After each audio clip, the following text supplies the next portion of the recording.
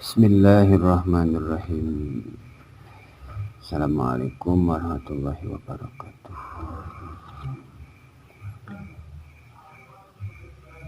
Alhamdulillahi wa kafa. Alladzi ajja wa jalla. Assalatu wassalamu ala nabiyil mustafa wa ala alihi wa sahbihi wa man wafa. Amma ba'du.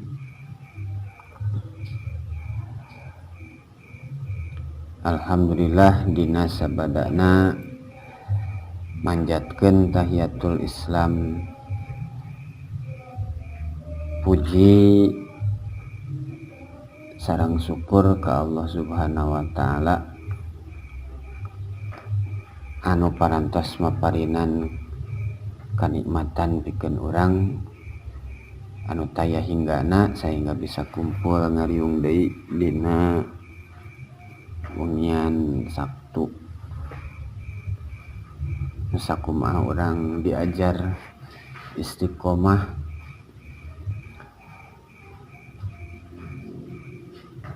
dina mapai-mapai ridho Gusti Allah. Lamun dibahasakeunana aya Syekh Sibli jeung kaum sufi dina kitab Talbihul Iblis nyata yang ngabahasakeun nepi ka iraha anjeun rek nyekelan pulpen cenah bahasa nyekelan pulpen. Ieu pulpen moal dilepaskeun ku kaula nepi ka asup kaliang kubur. Ya maksudna di dinya nyekelan pulpen teh meureunnan intina mah talab ilmu. Sabab aya sebagian tina tipu daya setan dina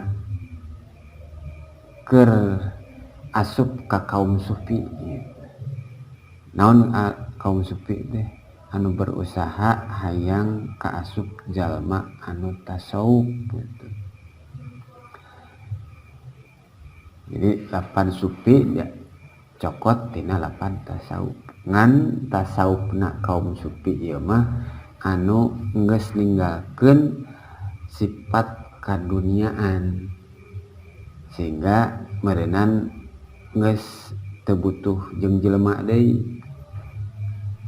Butuhna jeung Gusti Allah hungkul. Sementara ulama jeung kaum sufi eta lamun disebutkeun bertolak belakang ya bertolak belakang. Ari ulama mah teu bisa ngahindar jeung masyarakat. Lamun heug ngahindar jeung masyarakat maka masyarakat jadi hancur. Seperti ayeuna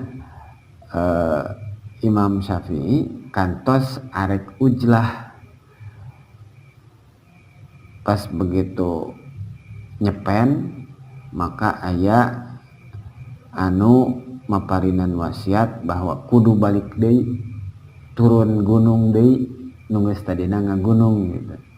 Sabab lamun heug masyarakat ditinggalkeun engke kaasup deui kana bagian anu patroh cenah eueuh nu mere risalah mere pituduh mere nasihat maka nu salamet kur maneh hungkul maka masyarakat nyata cilaka. Ya secara tidak langsung maka meureunnan balik deui nu tadina geus aya di gunung nyepen sorangan balik deui ka masyarakat. Ngan meureunnan bahasa balik deui ka masyarakat tetep ngabogaan waktu tersendiri ajang nyepen gitu.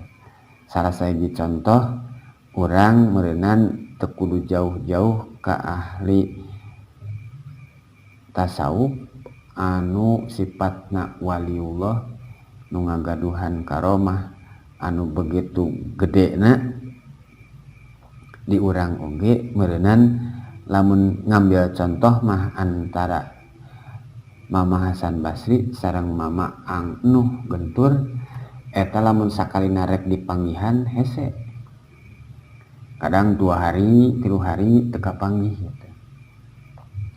waktuna minggonan aya deui gitu.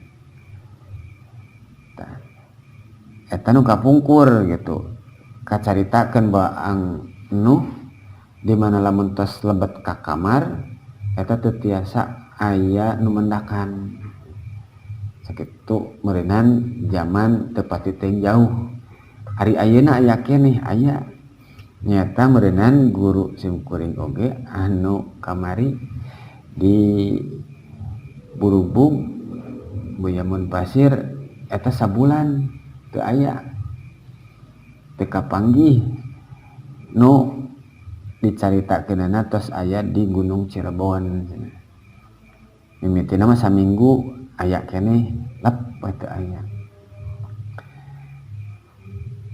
tah ngabandingkeun kitu lain ayeuna meureunnan bahwa anu ulama leuwih jore tibatan supi atawa supi leuwih jore tibatan ulama duanana ngagaduhan kapunjulan masing-masing.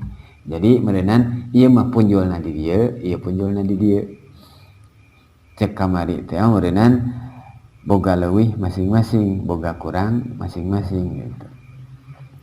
Nya lamun heug di para wali jeung para ulama nya para wali leuwih punjul tina keur taqarrubna deukeut jeung Gusti Allah meureunnan leuwih loba ngan jeung masyarakat saeutik gitu.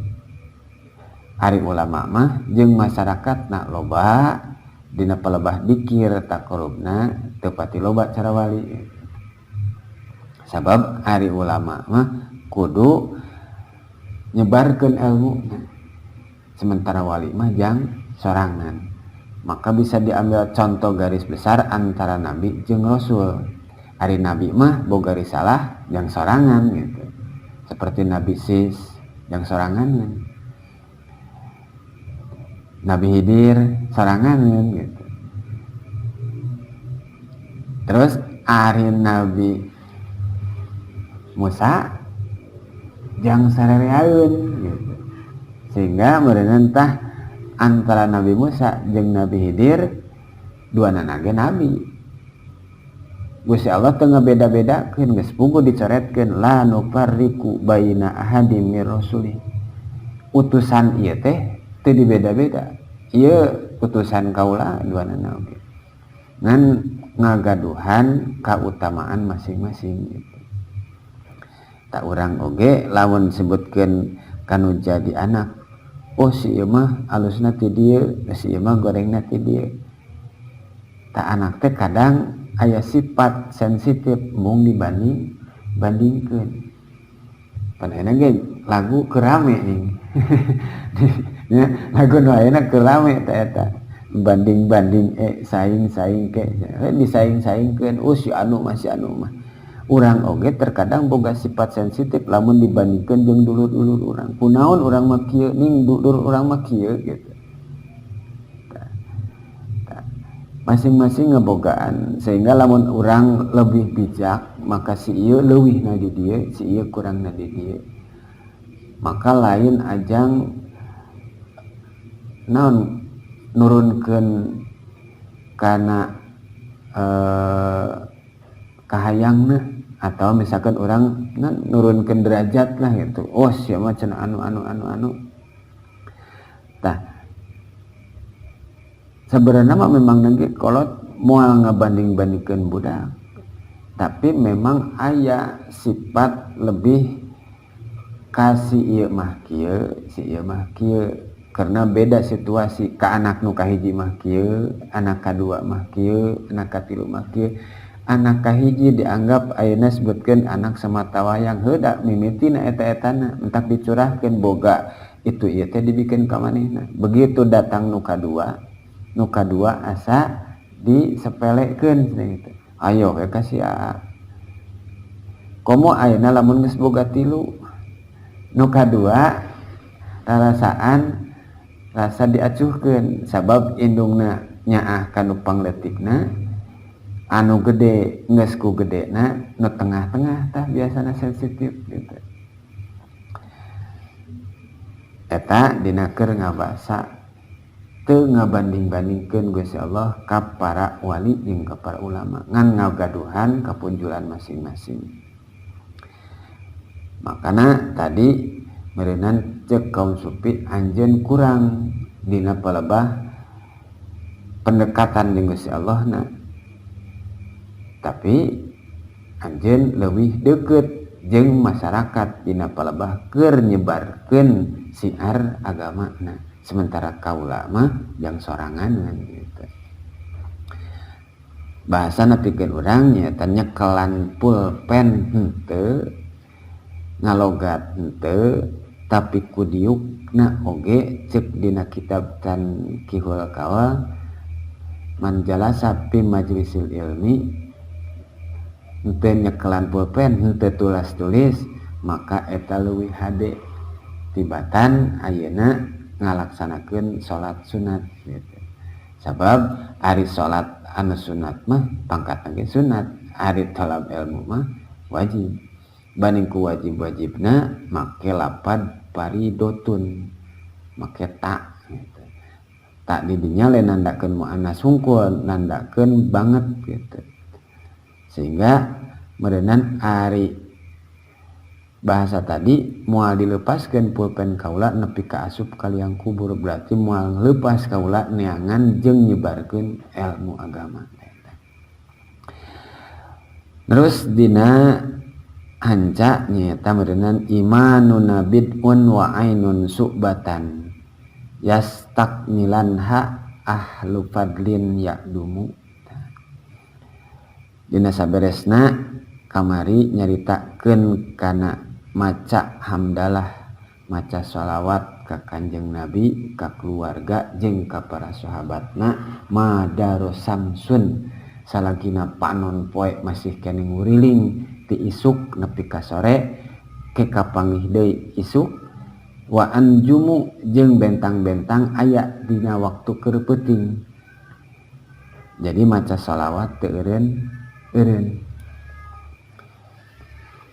cek Kanjeng Nabi ayeuna pangdeukeut-deukeutna seorang umat kaula nyaeta man aksaru sholawat, jelema anu loba sholawatna. Sabaraha loba sholawat teh nya sebutkeun ngaran loba maka lapan jama leuwih ti 3 we. Ukuran batur bisa maca sholawat tapi ka 1000, 2000, 1000 loba, 2000 loba, 10 loba. Nya loba. Meureunnan kumaha tingkatan kemampuan urangna, itu urang mampuana maca sholawat tapi ka sabaraha tina sapoe. Nya banter-banter maca sholawat kurang-kurangna mah meureunnan beres salat. Lamun heug tadi teh mah meureunnan poe Jumaah urang sok biasa ngandelkeun sayyidul ayam, keun lah poe-poe biasa mah urang sok loba kalibur dina maca sholawat iwati ngandelkeun sayyidul ayam. Tak kira-kira ku urang ngitung mampu sabaraha ratus kali maca sholawat. Mineng ku urang dibejakeun nyaeta tiap Jumaah ulah kurang ti 80 balikan maca sholawat. Sholawat anu mana wae. Ngan meureunnan di taklid dina hiji kawal bahwa maca sholawat dina poe Jumaah nyata sholawat ummi 80 balikan. Cenah hayang nu pondok we Allahumma sholli ala Muhammad wa ala ali Muhammad heug sebutkeun sholawat Jibril meunang tah. Sallallahu ala Muhammad sallallahu alaihi wasallam. Eta ning sholawat Jibril heug eta pondok ya. Dituturkeun meureunnan jeung ka kulawargana. Berarti aya lapad wa alihi ya, lapad wa alihi na ya keluargana. Mentakan dina tahiyat akhir ge ulah nepi katinggalieun maca sholawat. Mentakan sholawatna make sholawat Ibrahimiyah beda jeung tahiyat awal. Tahiyat awal mah ukur maca sholawat ka Kanjeng Nabi hungkul. Teu dituturkeun jeung ka keluargana. Cukup begitu ayeuna maca asyhadu an la ilaha illallah wa asyhadu anna muhammadar rasulullah Allahumma sholli ala sayyidina Muhammad cengkat deui sakitu kumaha lamun dipanjangkeun nepi ka maca jeung keluarga maca ayeuna ka Kanjeng Nabi Ibrahim eta mah jadi makruh dina tahiyat kadua dina tahiyat pertama mah gitu. Jadi cukupnya Allahumma sholli ala sayyidina Muhammad cengkat deui. Tah ieu madaros samsun wa anjumu teh dina salagina meureunnan urang aya keneh panon poe nyaangan ti isuk nepi ka sore wa anjumu jeung ayana cahaya bentang dina waktu peuting berarti meureunnan ieu maca shalawat teh rek beurang rek isuk rek peuting heug wae gitu. Teu kudu ayeuna nangtukeun berarti kudu peuting meunang sakieu teu kudu urang nyalesena iraha. Bahkan ayeuna dina Al-Qur'an sejen disebutkeun bahwa dzikir teh ayeuna leuwih penting la ilaha illallah leuwih penting sholawat gitu. Ayeuna nyebutkeun ngalobakeun sholawat ari dzikirna henteu la ilaha illallah henteu.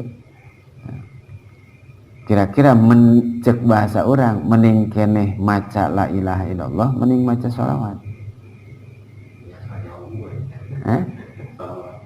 mending maca sholawat. Lamun bahasa orang mah nyata mending ngutamakeun sholawat lain henteu mentingkeun la ilaha illallah sabab ayeuna ku maca sholawat urang bakal kalingkup kana lapad la ilaha illallah na sabab ayeuna ieu tina lapad sholawat eta ngajadikeun hiji ciri bahwa urang meureunnan ngagungkeun Kanjeng Rasul sementara Kanjeng Rasul teh habibullah.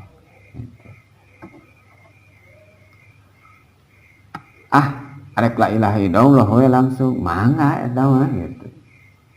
Moal maca sholawat ngan teu aya anu memperkuat sing sajelema nu maca la ilaha illallah na loba bakal deukeut kana syafaatna Kanjeng Nabi. Tapi lamun sholawat mah sing sajelema anu ngalobakeun sholawat ka Kanjeng Nabi maka bakal deukeut meunang pitulungna. Atuh ari kitu mangaleuwihan Gusti Allah. Seperti ayat jelema anu boga paham bahwa sholawat nariyah teh musyrik. Nah, sebutkeun sholawat nariyah musyrik, cenah tingali we lapadna. Allahumma sholli sholatan kamilatan wa sallim salaman taman ala sayyidina Muhammad alladzi tanhalu bihil uqadu wa tanfariju bihil kurubu. Berarti seolah-olah ta jelema teh nafsirkeun anu bakal nyumponan salamat milik rezeki Kanjeng Nabi lain Gusti Allah. Tah nepi ka boga ponis bahwa shalawat nariyah syirik musyrik nu nyumpunan mah lain Kanjeng Nabi nu nyumpunan mah Gusti Allah nya eta mah hakikat balik ka Gusti Allah ngan urang teu bisa deukeut jeung Gusti Allah. Anu paling deukeut jeung Gusti Allah mah Kanjeng Nabi, maka dideuketan heula Kanjeng Nabi na. Maka ke Kanjeng Nabi usul ka Gusti Allah, Gusti tasi anu mah deukeut jeung kaula, Gusti muga manghampurakeun, Gusti muga ngarohmat. Nu mentana Kanjeng Nabi ka Gusti Allah lain urang. Lamun urang langsung minta ka Gusti Allah naon pangkat urang. Da urang mah ayeuna bobolokot ku dosa ari Kanjeng Nabi puguh bobolokot ku sholawat ku dzikir jeung memang kakasih Gusti Allah. Jadi barang penta oge bakal dicumponan ari urang mah can puguh gitu. Cung cerengna. Tak aya jelema nepi ka ngamusrikeun kana sholawat nariyah. karena ngabahasakeun tah cenah nu nyumponan sagala rupa teh Kanjeng Nabi. Bahkan aya bahasa ayeuna dina ngamusyrikeun dina barang penta kawali anu ngabogaan karomah. Ta jarah kawali musyrik kusabab barang penta mah lain kawali. Barang penta mah ka Gusti Allah. Bener eta teh. Da kabeh oge tujuanana ka Gusti Allah. Ngan secara gorijina urang geus pantes teu bebeja langsung ka Gusti Allah. Panu ayeuna mah garaga kita kembali kepada Quran, langsung we ka Gusti Allah jeung Quran gitu. Kembali ke hadis, buru-buru lumpat jeung hadisna. Padahal karak bisa Quran sakitu-kituna, hadis sakitu-kituna, make we paham sorangan gitu. Sehingga kanu geus boga kitab loba oge wani nyalahkeun, seperti nyalahkeun ka Imam Ghazali, nyalahkeun ka Imam Syafi'i. Nu diudag-udagna nyaeta meureunnan hadis Bukhari Muslim. Sementara Bukhari Muslim jeung Imam Syafi'i teh heulaan saha kan gitu. Bil ibarat ayeuna urang meureunnan wauh jeung Abdus Somad jeung Adi Hidayat jeung Sadi As'ad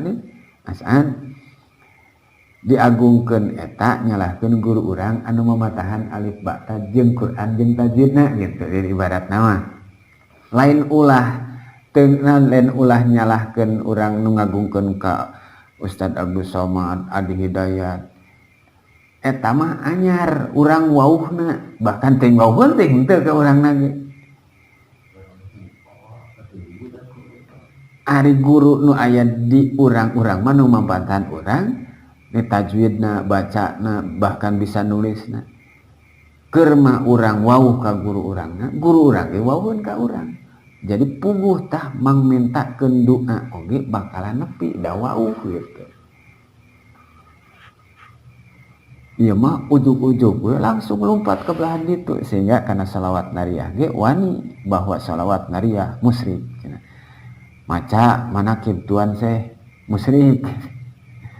Karena Tuan Syekh ngaleuwihan. Kanjeng Nabi ge salawat nariyah geus disebutkeun musyrik, komo Tuan Syekh meureunna? Tuan Syekh mah wali.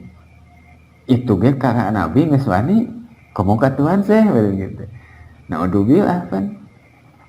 Mentang ayeuna pikeun urang mah ulah nepi ka wani gagabah nepi ka model ka kitu, sehingga kudu dilenyepan dina bahasan urang wawasan can nepi, sehingga meureunnan sakamampuan urang di mana lamun aya perbedaan teu ujug-ujug nyalahkeun ka batur, tapi urang riksa heula disebutna tabayun. Beuting urang nu can manggihan kitu, da memang salah eueuh cenah aturanana kitu kieu, da sabab dina posisi salah urang mah lain hukama, lain tukang hukuman gitu. Tuturkeun entong, ari sebut cek urang nyaho salah tong dituturkeun ngan ulah hukuman gitu. Urang teruskeun qala an-nadimu, maka ngadauh ieu kinadim teh anu nyieun nadoman nyata meureunnan dina bahasa Paristea kan Syekh Zainuddin, imanuna bid'un wa ainun su'batan. Imanuna ari iman urang sadaya, bid'un wa ainun, talapad bid'un make bahasa ditu ya, bahasa Syekh Zainuddin. Wa ainun, bid'un teh 7, ainun 70. Lapad su'batan jadi tamyiz tina lapad bid'un wa ainun, jadi naonna nu 70 teh su'batan cabangna. Jadi cabang iman teh ayat 77. urang nu sakanyaho meureunnan iwati anu genep rukun iman. Sabenerna mah ku nu genep oge cukup. Da sabab tina pokok dasarna eta lamun nurut kabeh kana anu genep pasti bakal nyurambah kana anu 77 nah gitu. Dan supaya kagambarkeun mana anu 77 teh. Nah, maka meureunnan ieu kinadiem bakal ngajabarkeun kana anu 77 cabang. Talapad bid'un wa ainun lamun heug apal ieu masing-masing engke yakni al-hisalil mufarriati anil iman anu memperjelas tina cabang iman teh.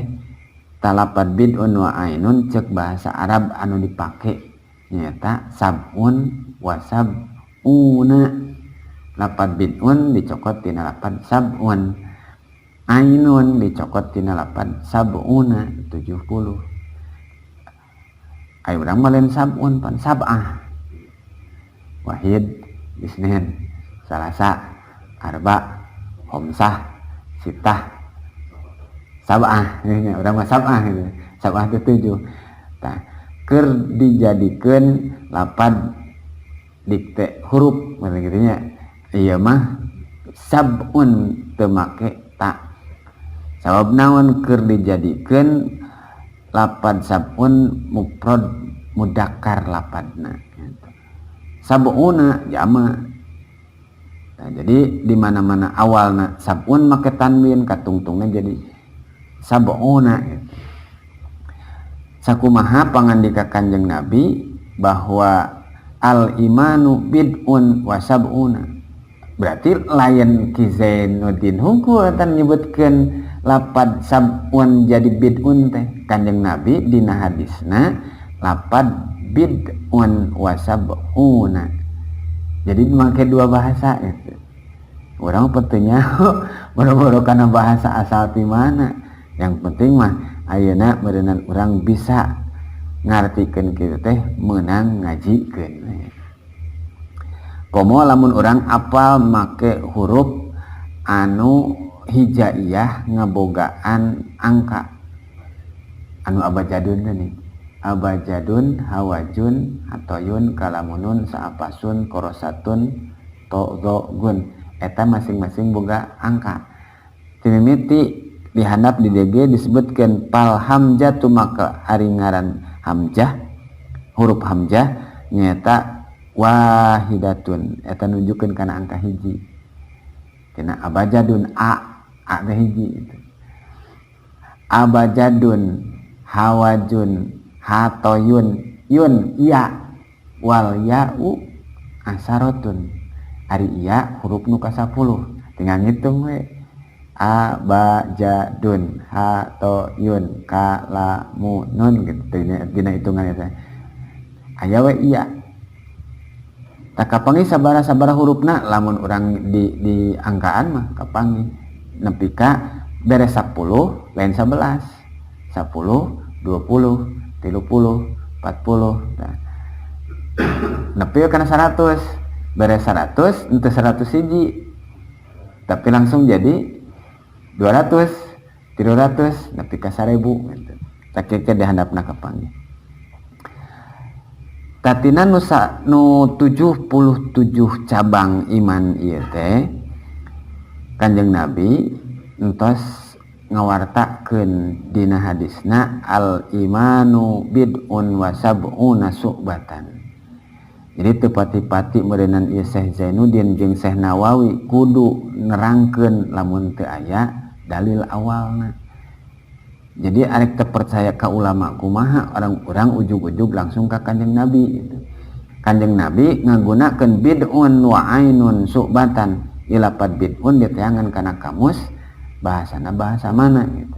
Sementara lapad bid'un nunjukkeun kana 7. Sementara dina kamus bahasa Arab ari 7 teh sab'un atau sab'ah gitu.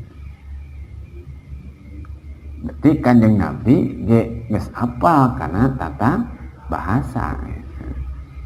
anu paling jago kana tata bahasa nyaeta ribuan bahasa iwati Kanjeng Nabi Adam. Wa 'allama Adam al asma. Kanjeng Nabi Adam mimiti ngabogaan pangarti dina berbagai macam bahasa. Lupan bapakna meureunna eta mah gitu. Sehingga aya bahasa itu bahasa ieu antara urang lamun ngalogatan make bahasa Jawa oge pabeurit. Komo ayeuna lamun urang indit jeung Medan. Lamun cek urang Teundeun cek Medan letak. Letak cek urang teh lain deui, cek urang mah Teundeun. Cek orang Medan mah letak. Diletakan, ama cek urang diletakan mah tureuneun lain deui gitu. Urang jeung orang Jawa nya kitu keneh bahasa teh lamun cek urang meureunnan aya gedang. Gedang teh cek urang mah pepaya, cek orang itu mah gedang teh cau. Mun cek urang ayeuna sayur di itu jangan lah eta mah da bahasa masing-masing ngebogaan logat. Nah, Al-Qur'an jeung hadis oge ieu teu bisa diterjemahkeun lamun urangna teu bisa tata bahasa. Apana ena mah cenah aya terjemahna, lamun heug ngan sakadar nuturkeun kana terjemah maka urang moal ngarti kana makna gitu. Nu ayeuna mah ngudag-udag kana terjemah kan gitu. Sementara makna anu terkandungna eta jauh berbeda. Kadang Ki Musannif oge di dieu nyebutkeun yakni tegasna bahwa dina lapad tah imanuna bid'un wa ainun subatan teh dijelaskeun deui anil iman sab'un wa sab'una. Jadi dijelaskeun deui tah ieu bahasa lapad bid'un wa ainun teh tegasna mah sab'un wa sab'una. Jadi genah ka urangna teh gitu. Tina 77 eta mana anu pang abdolna anu lebih utama nyata pa abdoluha ari nu pang punjul-punjulna pang utama-utamana pohara-poharana qaulu la ilaha illallah. Berarti ieu kalimat tauhid nu paling mimiti berarti iman ka Gusti Allah kalawan lapad tauhid anu sampurna. Kamari ieu ngajelaskeun antara lapad Allahu, lillah, lahu jeung hu. Lapad nu sampurnana la ilaha illallah. Sehingga sing sajelema anu ngucapkeun la ilaha illallah dina tungtung akhir hayatna daholal jannah. Sukses teh. Hayang bisa ngucapkeun kalimat la ilaha illallah dina tungtung akhir hayat urang teh. Gampang henteu wallahu a'lam. Hayang atuh puguh eta mah. Lah sabab ayeuna teu pati-pati disebutkeun modalkeun kitu berarti urang mawa kalimat anu yakin bakal pibagjaeun sehingga janjina daholal jannah. Geus we surga eta mah bagianana. Ngan samemeh langsung kana bagian surga teh mampu teu kalimat eta diucapkeun lamun memehna urang teu pernah atau teu ngabiasakeun kana ngucap la ilaha illallah. Lamun teu biasa mah anu encan pernah miluan ruku jeung sujud diajakan sing reketek kana salat teh. Lamun geus biasa mah ayeuna ngalaksanakeun salat budak diajar. Karak 3 tahun diajakan milu nempo indungna tatonggengan milu nonggeng. Di mana engke geus gede teh geus bauheun cangkengna. Geus bauheun ayeuna sirah kudu turun, bujur kudu naik. Nu can pernah mah eta bakalan hese gitu. Komo anu can purah ngucapkeun la ilaha illallah darweh aya bahasa tungtungna bakal asup ka surga lamun ngucapkeun la ilaha illallah di akhir hayatna. Apakah semudah itu? Henteu. Tetep we amun hayang mati ta eta lapad la ilaha illallah di akhir hayat teh berarti kudu matuh macana gitu. Pengucapan la ilaha illallah lamun pikeun jalma nu di luar Islam maka bakal ngahapus sakabeh dosana. Nu di luar Islam anggap we Yahudi, Nasrani ngucap we la ilaha illallah dihapus dosana.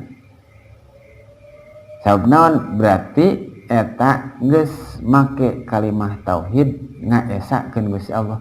Sampurna henteu encan. Karak la ilaha illallah hungkul kudu make wa asyhadu anna Muhammadar Rasulullah. Mentakan lapad la ilaha illallah tahlil teh sampurna la ilaha illallah Muhammadur Rasulullah. Coretanana ge lempeng gitu, sampurna. Lamun heug jelema 70 tahun dina doraka teu Islam wa may yabtaghi ghairal Islam fala yuqbalu. Teu ditarima lamun teu nyekelan kana Islam. Darar we dina akhirna tenis 70 tahun asup we Islam. Maka tah ku lapad la ilaha illallah bakal ngahapus kana dosa perdosaan balik deui ke awal. Komo urang mah meureun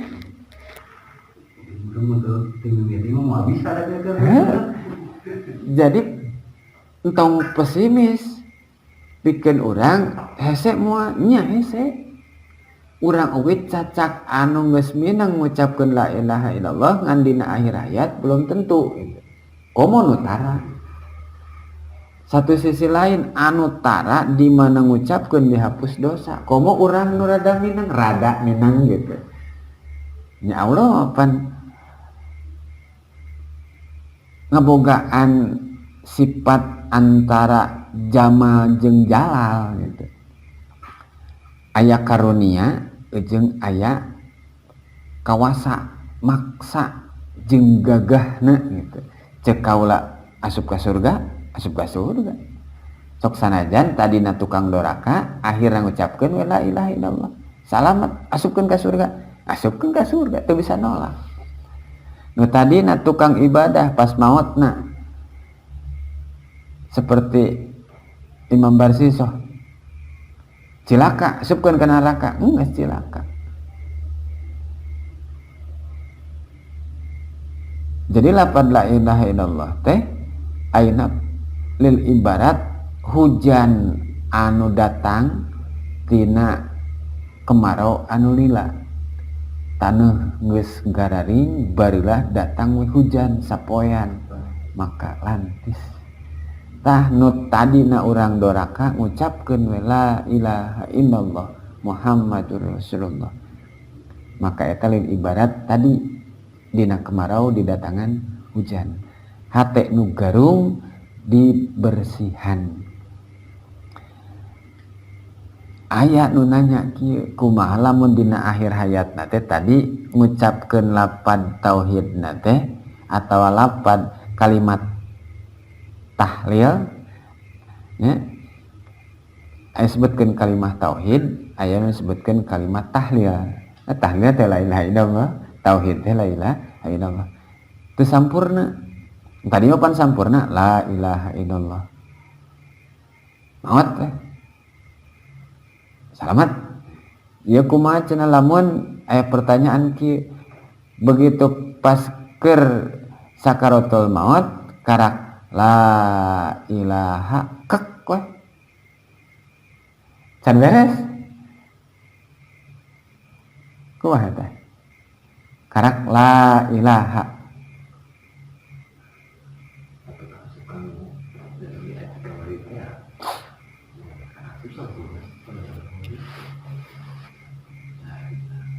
karak la ilaha la henteu aya ilaha pangeran ilallah nanti encan karak la ilaha beres gitu teh encan ilallah nanti wah lamun gitu jadi henteu aya pangeran pan la ilaha teu aya deui pangeran illallah kecuali Gusti Allah. Ima karak la ilaha beres tek tamat gitu. Encan ilallah nanti. Walaupun gitu. Dan cenah atuh meureunna nyebutkeun teh aya pangeran. Iya mah talafud. Letah mah tetep lamun letah bagian tina hate, lamun nu diucapkeun tina hatena sampurna ngucapkeun kalimat tauhid la ilaha illallah ngan letahna can sampurna, maka eta kaasupkeun salamet gitu. Meskipun karak la ilaha, maksud dina hatena pasti kalimat tauhid, tepat-tepat ngucapkeun la ilaha illallah.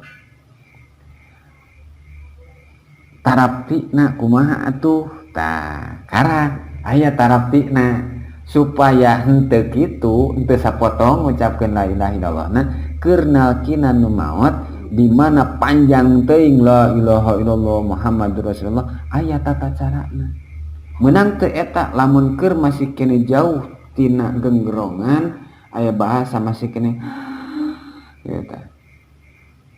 Jadi lamun rek merhatikeun anu keur sakaratul maut urang bisa jadikeun ciri timiti tungtung jempol nya geus lamun mulai tiis terus irung geus mulai rada ngembang mata geus mulai rada nyieut ka luhur berarti eta geus mulai pertanda arek beresan gitu. Pan urang meureun tetep dina palebah hakna sampurna maut mah Allah ngan sok ngabogaan ciri gitu. Ari ngaran ciri mah urang wauh lah alamatna di mana sok nanyakeun pan alamatna kampung Bojong Kokosan RT saanu RW saanu nomor saanu punguh tah ari geus aya alamatan kitu moal ka sarung di mana ka sarung ge tinggal nanyakeun oh cenah balik ditu pasti balik deui. Tah cirina nu model tadi teh kumaha ucapkeun harewoskeun dina ceulina ulah mineng teuing nu hayu la ilaha illallah la ilaha illallah keur perang pan eta teh hiji perang dirina nahan ka nyeri dina keur sakaratul maut mah lain sulap da dicabut lil ibarat disiksik diwalang-walang ku pedang teu eureun dicabut tina tungtung jempol belah katuhu ditarik nepi ka ubun-ubun gitu keur manahan ka nyeri kitu der setan pan ngaganggu nicung celeng nu hiji nyangarupakeun heula bapakna hayu cenah asup ka agama Yahudi bapak salamet kieu teh pindah tina Islam hayu buru-buru teu bisa diganggu ku bapana datang indungna hayu milu jeung Nasoro mak salamet teu keuna keneh we datang akina datang mamangna datang anakna nepi ka bisa diganggu supaya ayeuna kaluar tina kaislaman sabab lamun geus coplok we dina sakaratul mautna teu mawa iman Islam lil ibarat imam barsisoh ku ungleuk we hungkul cilaka gitu. Tah setan keur gogoda dina sakaratul maut maka talkin la ilaha illallah ret eta tumuan tong cepet teuing tong lila teuing gitu atur jedana begitu ayeuna katempo ngagayemkeunana hayang ngucapkeun la ilaha illallah teh pan berat gitu.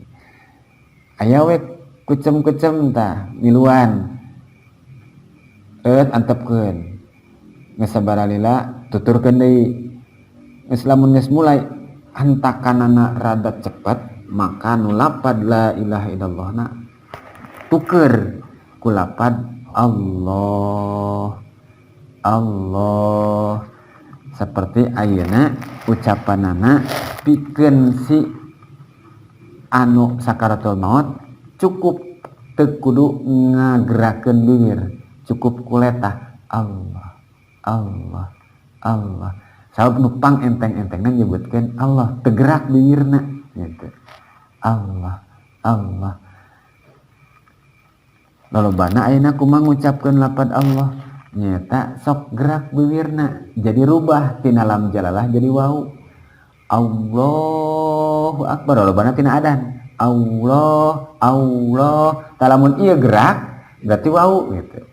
Allah ada mah Allah ieu teu monyong gitu. Sabab wau mah hurufna huruf wiwir. Ari lam jalalah mah dina letah Allah panghampangna dina huruf dina lam jalalah. Nah, cukup wa Allah.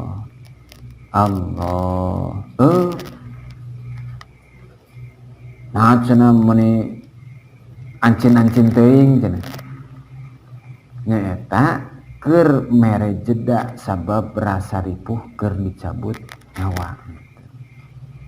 Mentakan lain ulah dina keur sakaratul maut non digimung rame nu maca yasin dina palebah keur dina sakaratul maut mah urang kudu bisa tarapti pisan. Keur meujehna kitu mah maca yasin maca naonna launan tetep maca supaya jadi sabab wasilah gitu. Tah nu ngaharewosan eta ngabogaan jeda gitu.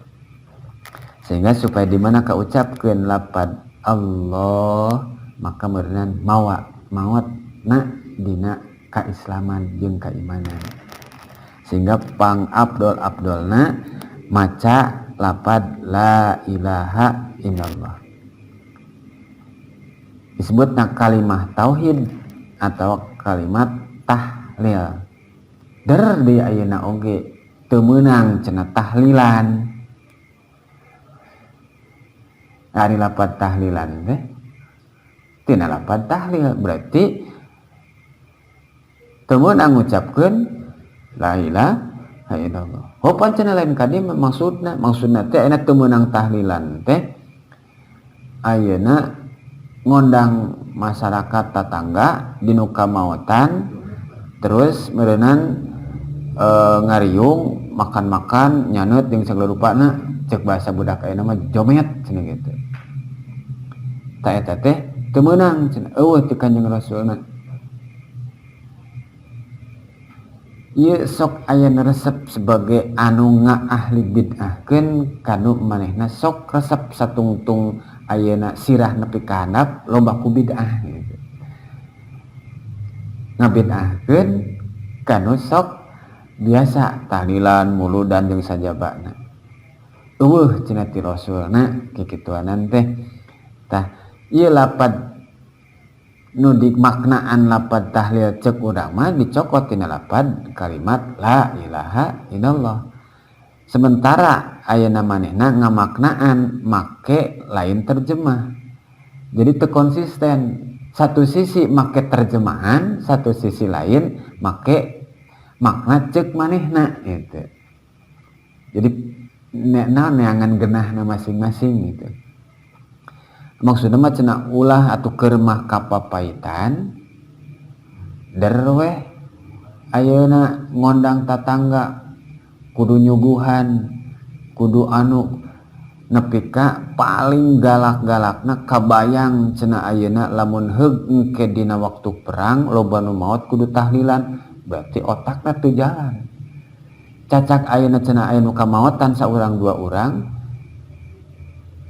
kudu aya tahlilan hiji nepi ka 7na beres 7 nanti ngajojoan cenah terus 40 hari terus 100 hari terus ayeuna hawa cenah kabayang eta lamun heug cenah ayeuna ke dina waktu peperangan datang ayeuna Islam perang jeung kaum Yahud Islam loba nu maot kudu ngayakeun tahlilan atuh teu mikir iraha kudu tahlilanana keur zaman perang kitu. Jadi jauh teuing ngambil sebuah alasan anu dianggap bahwa tahlilan kudu aya hiji dua tiluna. Memang aya teu kawal nu nuduhkeun kana ayeuna nu maot kudu ngayakeun riungan terus ti hiji nepi ka 7 teu aya. Ngan sebagai bentuk bela sungkawa supaya teu ngagugulung teuing kasedih maka didatangan urang ku takjiah milu ngadoakeun jadi we bahasana haneuteun tujuanana eta terus nu boga imah ngaluarkeun harta banda sodakoh jadi sabab wasilah bikin ahli kuburna. Nah, nu dimaknana milu jomet ngaririweuh ka nu maot. Lamun heug kudu da teu kudu atuh. Di mana nu boga di urang nya heug teu boga da teu dipaksakeun da cukup we ku keluargana masing-masing. Tah ieu nu ngajadikeun sebuah pandangan nu salah. Kamari pan cenah teu kudu nepi ka wasiat goreng eta teh nu ka wasiat teu kudu ditahlilkeun sementara pas begitu asup kana jero kubur ge geus tahlil pan begitu asup teh langsung maca talqin la ilaha illallah wahdahu la syarikalah lahul mulku wa hamdu yuhyi wa yumiitu wa huwa hayyun daimun biyadihil khair mieuteuna ge maca eta talamun geus teresep ngabahasakeun kana tahlilan atuh meureun teresep kana ngucapkeun la ilaha illallah tetep bantahanana lain deui sih gitu ya. Beda pandangan beda alasan maka cek urang mah lamun heug sakarina mung miluan jeung nu kitu geus we lah teu kudu sok rame urang kana nu kitu diantep-antep teuing da salah gitu. Kudu diluruskeun. Terus meureunan dina lapad la ilaha illallah lamun nuturkeun kana aurad Imam Ghazali poe Jumaah tadi ngucapkeun ya Allah 1000 balikan. Poe Sabtu ngucapkeun naon Sabtu la ilaha illallah. Poe Sabtu la ilaha illallah sabaraha 1000 gitu. Imam Ghazali mah tiap harina beda gitu. Auradna ti Senin nepi ka Sabtu ka Minggu beda. Tah Senin ieu Salasa ieu tah talapan la ilaha illallah dibaca Sabtu 1000 balikan. Cenah teu kuat 1000 balikan mah.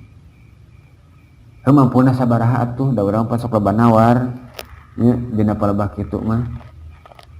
Penempo kana kamaslahatan jeung kemanfaatan anu bakal disorang. Lamun heug katempo mah ganjaran pasti diudag-udag. Coba bayangkeun kieu, lamun heug aya jelema beunghar di urang mere pengumuman. Anggap we si haji taeun mere pengumuman. Sing saha jelema anu datang tanggal 8 bulan Oktober isuk-isuk jam 4 dina 3 poe berturut-turut bakal dibere motor hiji. Sing saha jelema engke mulai tanggal 8 3 poe berturut-turut aya di imah kaula nu pangheulana datang jam 4 isuk bakal dibere motor.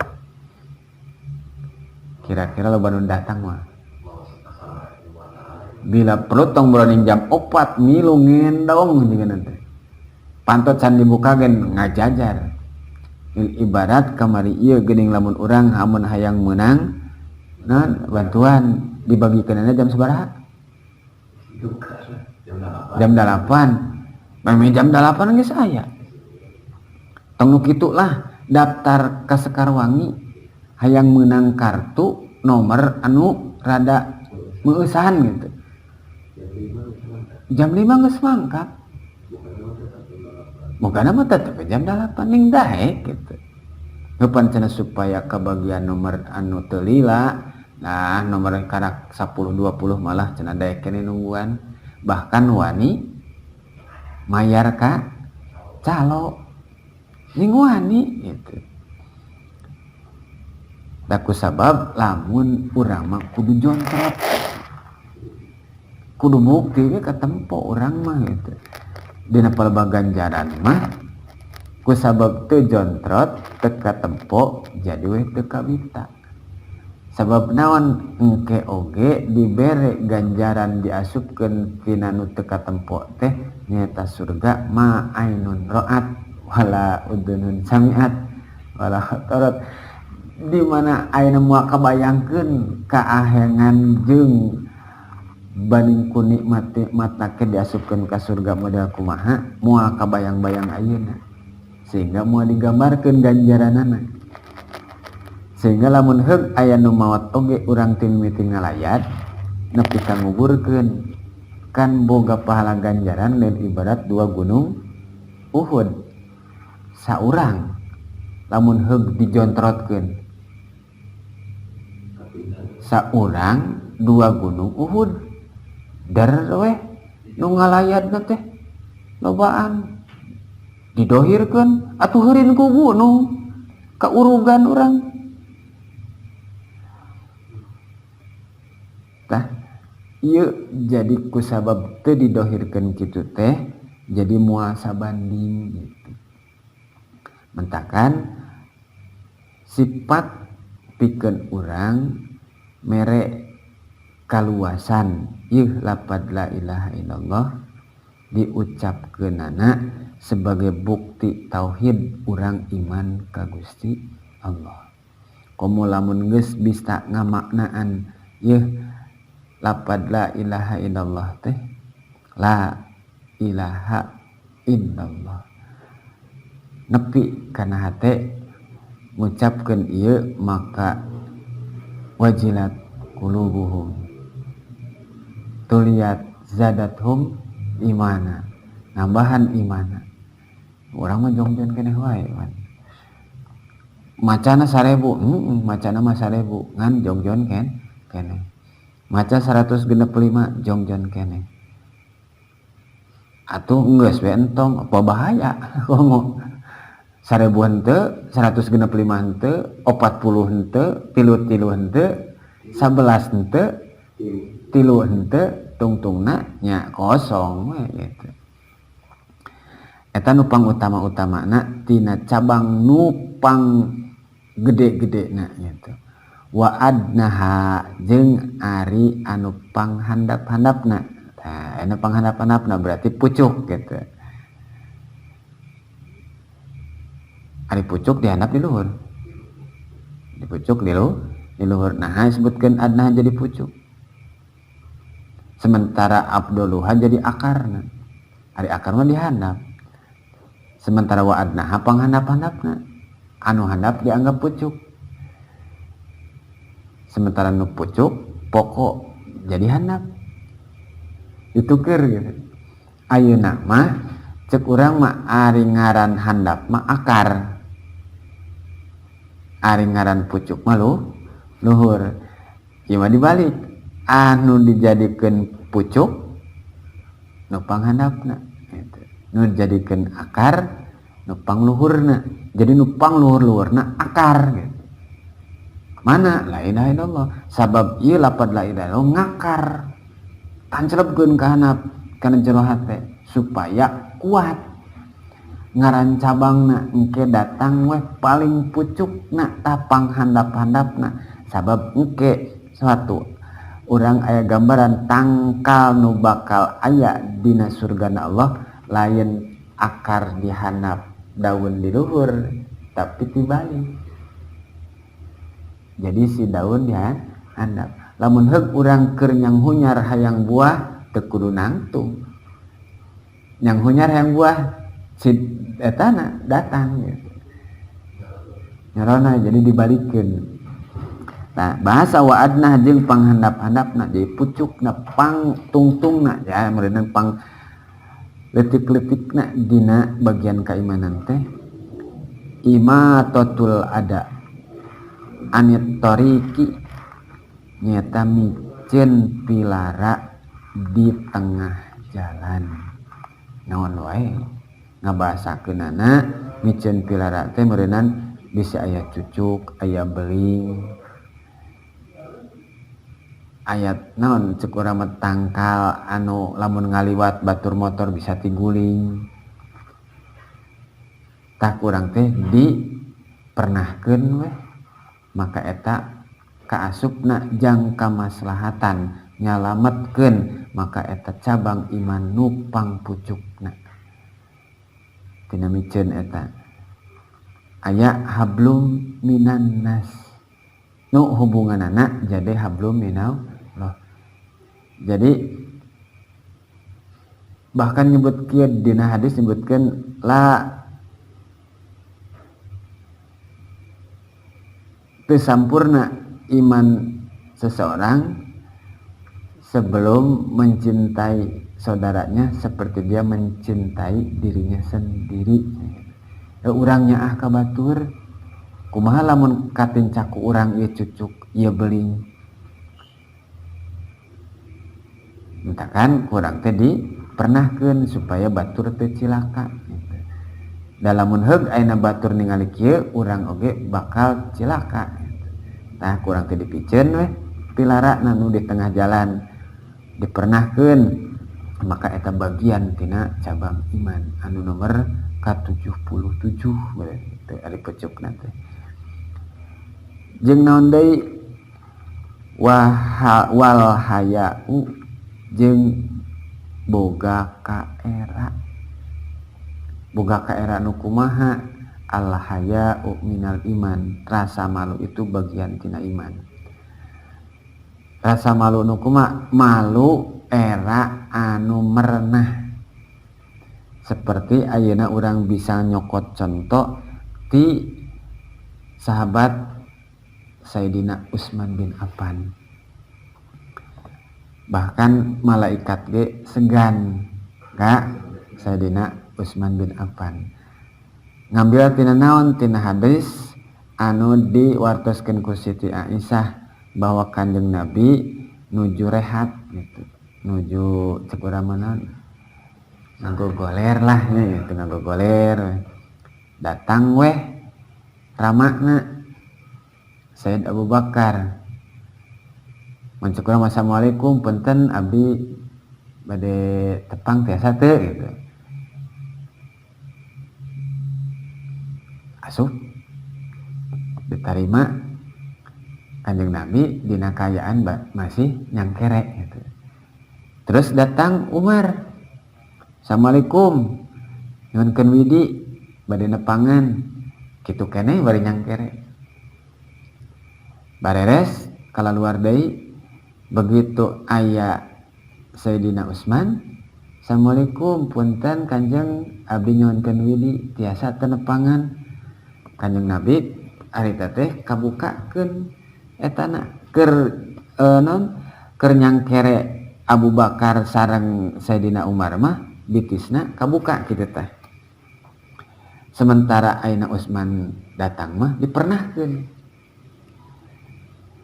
Atuh meureunnan saur bojona ditaros, Gusti geningan benten ari kapun Bapak sareng ka Sayyidina Umar mah Gusti henteu cengkat henteu ngabenerkeun kana eta acu.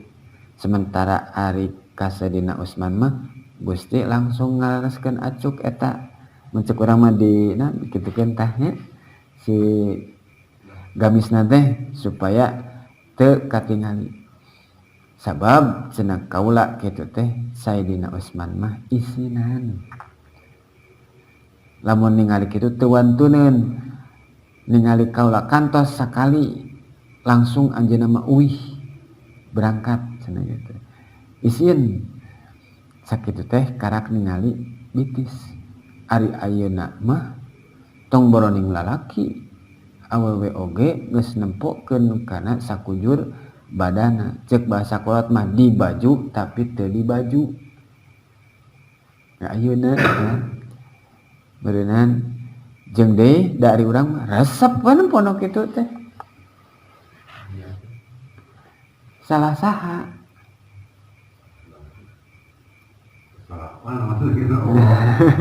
Salah saha awewe apa salah laki? Disebutkeun cek awewe mata karanjang.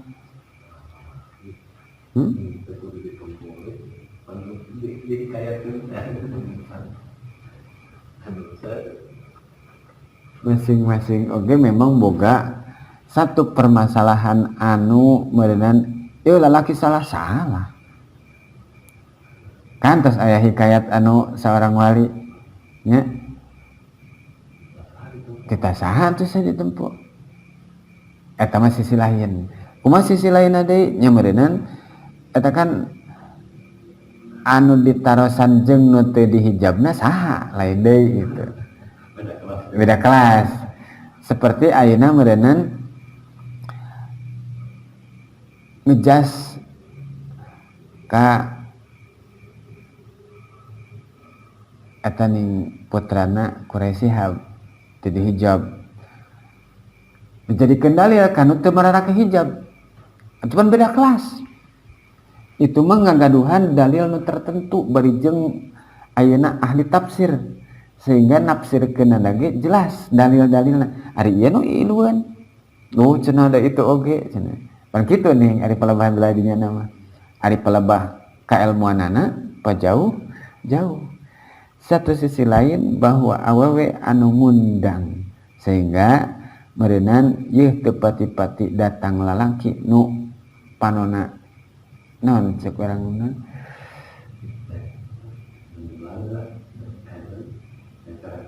sengserang panon mata jelalatan heuh da meureunnan aya nu ditempokeunana.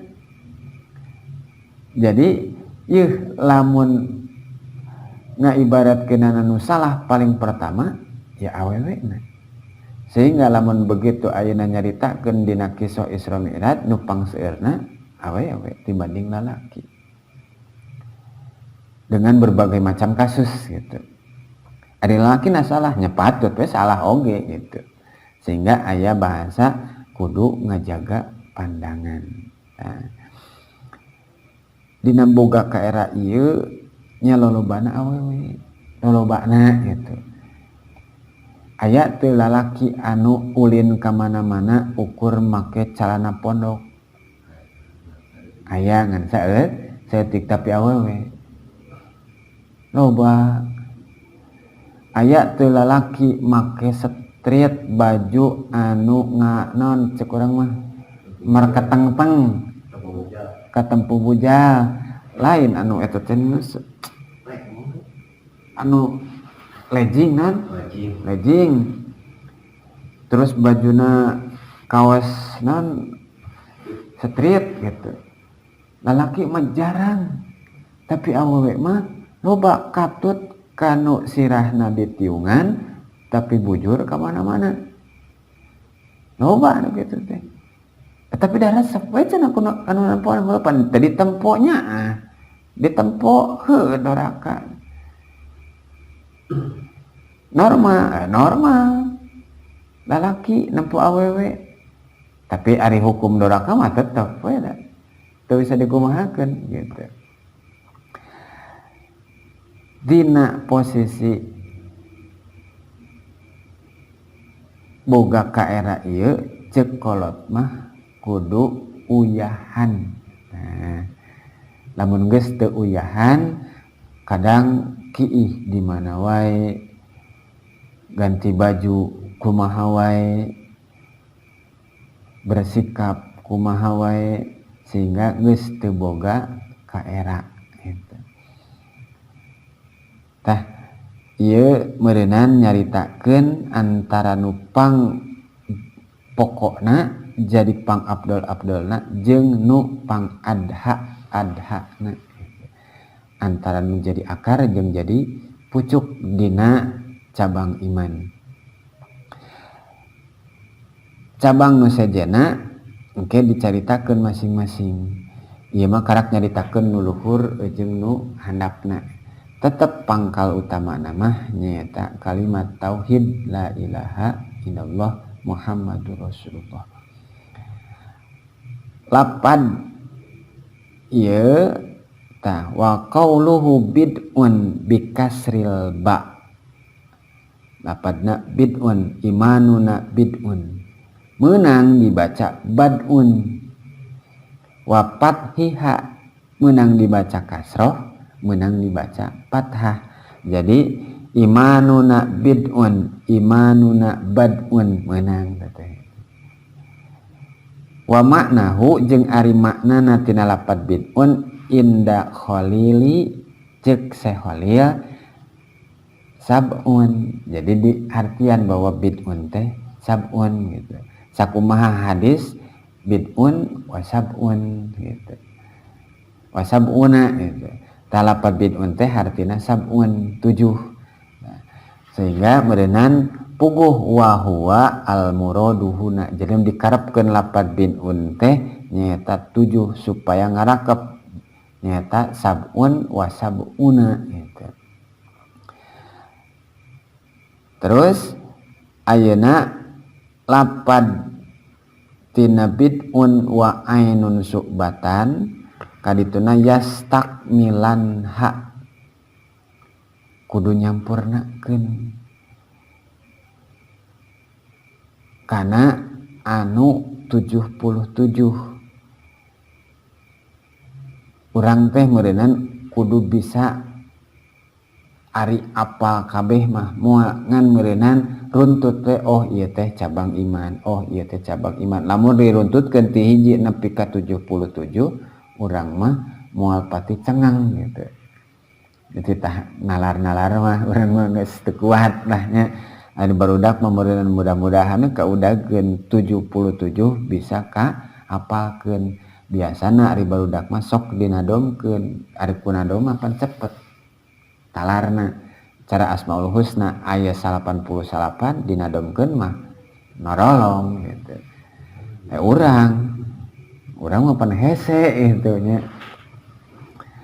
Dina palebah keur dina talar teh dinya mah. Atuh teu talar oge aya nu nempel saeutik-saeutik malahnya gitu. Nah, jadi yastakmilan ha lapad yastakmilan ha anu nyampurnakeun kana eta subah saha ahlu fadlin ya'dumu nyaeta jalma anu ngabogaan kaunggulan anu agung. Tegasna meureunan lapad yastakmilan ha teh dicanak tina kalimat fi'il mudhari anu fa'ilna lapad ahlu. Yastakmilan ha anu nyampurnakeun kana eta subah saha ahlun. Lapad ahlun talapad ahlun teh kuduna mah make tanwin ngan dibuang tanwinna kusabab diidopatkeun kana padlin jadi dibuang tanwin nu mimiti lapad ahlun jadi ahlu padlin. Eta lamun keur mapai-mapai kalimat ceuk dina hukum alatna. Jadi yastakmilan hafil mudhari di mana-mana aya fi'il pasti dituturkeun fa'il. Nah, jadi fi'il lapad yastakmilan ha katut jeung maf'ulna aya di dinya. Maf'ulna isim domir. Isim domir mutasil bari hakna nunjukkeun kana muannas. Sabab lapad hak didinya bari kerujuk karena lapad subatan. Nah, jadi itu nama subatan make tak atuh domirna kudu muannas deui make hak. Lamun dihareupeuna lain muannas ku mudzakkar pasti kadieuna ge yastakmilan hu gitu. Talapad yastakmilan eta teh ditambahan ku nun taukid sakilah. Barudak lamun keur nasibkeun fi'il mudhari make nun taukid sakilah jeung nun taukid habibah eta dipapai mentakan ayeuna tina tasrif anu 35 masing-masingna tina segat nu 10 teh 14 dihitungkeun kabeh kalawan make isim domir terus nun taukid sakilah nun taukid habibah lamun dihitungkeun ribuan. Entak barudak ayeuna sok lalila teh dina palebah keur nasib pabuis Tiviti fi'il madi terus kana fi'il mudhari didatangan amil jawazim didatangan amil nawasib terus didatangan nun taukid hafifah jeung nun taukid sakilah gitu. Tina fi'il mudhari unggul ge loba gitu. Sehingga beuneunan tah lapad yastakmilan teh didatangan nun taukid nya asana mah yastakmilunna tastakmilan yastakmilnani oke hafifah lamun sakilah ngahafifahna yastakmilun yastakmilin begitukeun teh entak yastakmilan ha tak lapad yastakmilan ha eta teh keur didatangan nun taukid hopipah lamun sakilahna yastakmilanna aya etaan tasdid gitu. Imah hopipah jadi disukunkeun yastakmilan yastakmilun yastakmilin gitu. Wal makna jeung ari makna anu bieu tina wajan fi'il mudhari tina lapad meureunnan yastakmilan ha teh diambil ta iyana iya huruf mudhari'ah asal muasalna fi'il madina mah anggar we 3 hurufna ngan ke aya fi'il madi nu ditambahan majid majidna sulasi kahiji sulasi kadua sulasi katilu keun lah eta barudak dina keur ngamanaan lapad anal fudola yaiduna hadihi sab'a wa sab'ina mukmilatan linapsi nyata anu 77 teh bari nyampurnakeun kana hate tempelkeun urang mah teu katalar ngan asupkeun bebeskeun kana jero hate bahwa urang bisa teu nerapkeun ieu lamun aya pilara di jalan ku urang buru-buru piceun gitu bisa teu urang masangkeun rasa kaera diharapkeun naon dihareupeun anu teu pantes kaajengan urang kadang kan kudu tawadu terus tong boroning kitu ayeuna ngadua ge ulah sagawayah dititah ngadua ge meureunnan tadarruan wa khufiyah DP bari jeung sorana lemes teu kudu gogorowokan gitu kakolot nya kitu keneh jadi rasa malu ka batur oge meureunnan urang rumasaning bahwa urang bakal naon hirup teh urang-urang hungkul gitu dah cenah nu kieu mah urang duit urang nu ngarasakeun urang da batur mah teu nyahonan nya tapi lamun geus datang musibah didatangkeun ayeuna wabah kakabehan gitu ta ieu dina betan anu nyebutkeun cabang anu 77 dimimitian ku lapad la ilaha illallah ditungtungan ku kaera sakitu heula wallahu a'lam.